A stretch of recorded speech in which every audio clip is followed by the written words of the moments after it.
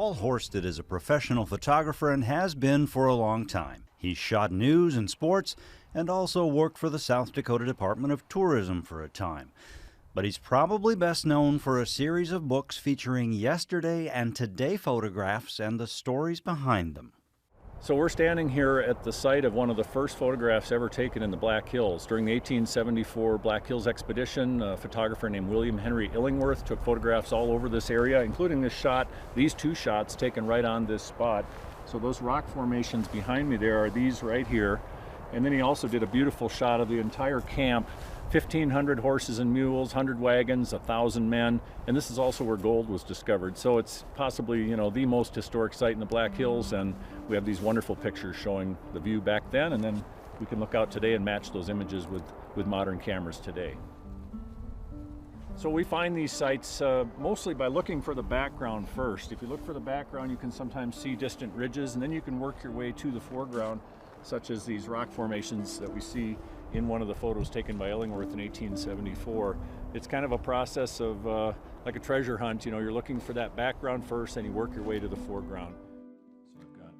Paul Horsted's work on these projects includes acquiring Illingworth prints made from the original negatives. He died in 1893, committed suicide, by the way, up in St. Paul, Minnesota, where he was located, and his negatives eventually found their way to the State Historical Society here in South Dakota. So they're in the state archives in Pierre, most of the negatives. Now, not all of them were transferred around 1921, I think it was, to the state.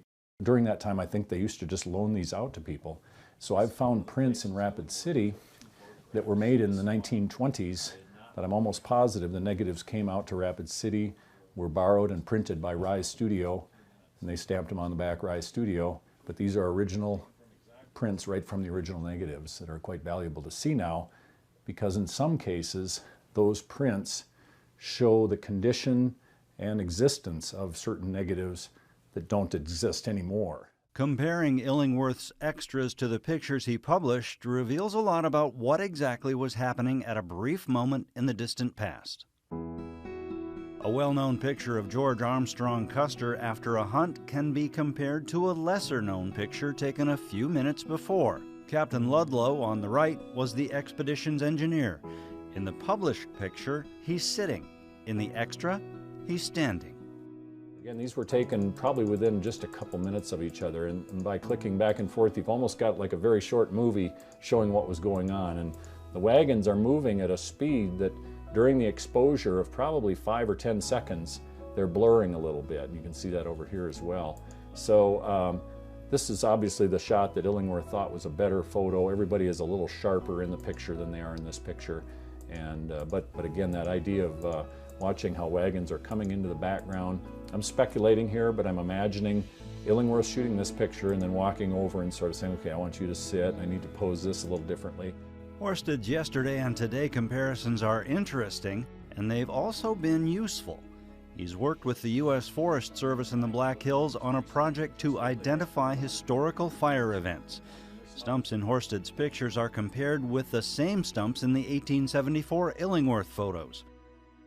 The Forest Service estimates the stump's age using tree ring data, and they can figure out when the tree sprouted and when it was burned in a forest fire.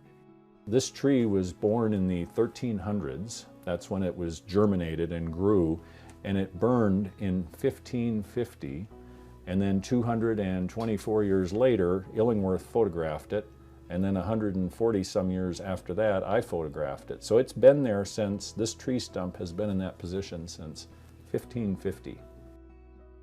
Like most collectors, Paul Horsted is selective about what he acquires, and he's interested in more than one historical photographer and more than one subject. For example, Sylvan Lake I'm really interested in. This lodge was built, I think, about 1893. The man who built it, Reeder, also built a dam which flooded this little valley and caused this beautiful lake that we still treasure today in Custer State Park. Scotty Phillips Ranch, north of Pierre somewhere. Scotty Phillips in a sleigh, being pulled by 2 bison. This is the 1904 statehood battle. Don't move the capital 200 miles from a garden spot like ours. This is in downtown Pierre. This photograph of Deadwood taken in June of 1876 is thought to be the first picture ever taken of the old gold camp. But a few years ago, Horsted was looking at a photo auction site and noticed a picture that was similar, but not the same. In one photo, the logs of a cabin being built are on the ground. In the next, the logs are in place. In one photo, a tree stands in the middle distance. In the next, it's gone. This looks like a morning shot, and this looks like an afternoon shot. The light's coming from the west, it's coming from the east here. So I think this might be the morning of this picture being taken, making it just a few hours earlier than the previously known earliest shot. Probably by the same photographer, although that's unknown. Paul Horsted continues to re-photograph historical views, and he's expanded his range. He's most recently published a book comparing old and new views of national parks. He says there's nothing like the experience of connecting with other photographers from long ago. It's just an astonishing feeling. You feel like you're standing, standing in history, I've called it before, exactly where that photographer was 140 years ago. And you kind of feel like you should look around and see his hat or something laying there. There's a feeling of actually being right there at that time.